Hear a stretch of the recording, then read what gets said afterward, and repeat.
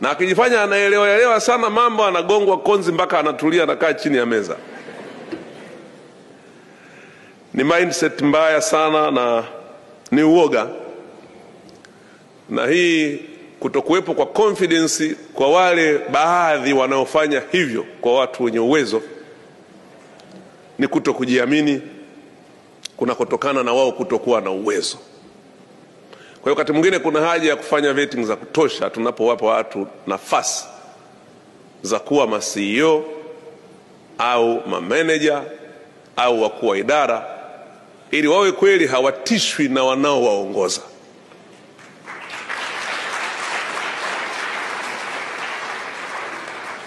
Kwa hiyo ili kuweza kupata uwekezaji huu ambao umefanyika, lazima ujumbe huu ninaotoa hapa uwafikie na wale ambao watawapokea.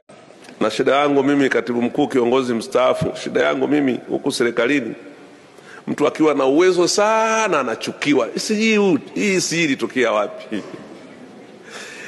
Kwa hiyo katibu mkuu kiongozi mstaafu, wewe ni mzoefu, na tunaye katibu mkuu kiongozi wa Zanzibar, ongea na wenzako bwana, huku nani huku, mimi ninayesimamia sekta, wenye uwezo wanachukiwa na wasio na uwezo, na wanapigwa fitina kweli kweli.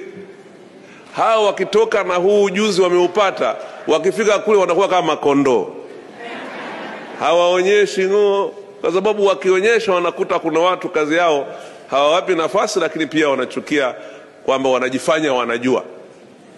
Kwa hiyo hapa kwetu hatukimtoa mtu ametoka huko kwenye chuo kikubwa huko,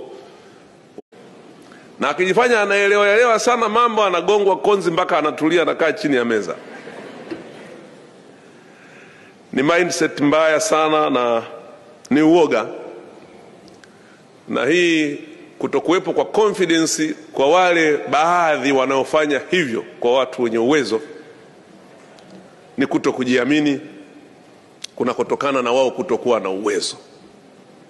Kwa hiyo wakati mwingine kuna haja ya kufanya vetting za kutosha tunapowapa watu nafasi za kuwa ma CEO au ma manager au wakuu wa idara, ili wawe kweli hawatishwi na wanaowaongoza.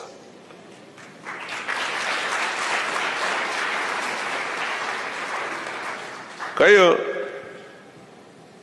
ili kuweza kupata uwezo hapa uwafikie na wale ambao watawapokea huko mnakokwenda, kwamba hapa kuna watu wamenolewa, wana uwezo, wanataka kuja kuonyesha kile walichojifunza, wapeni nafasi.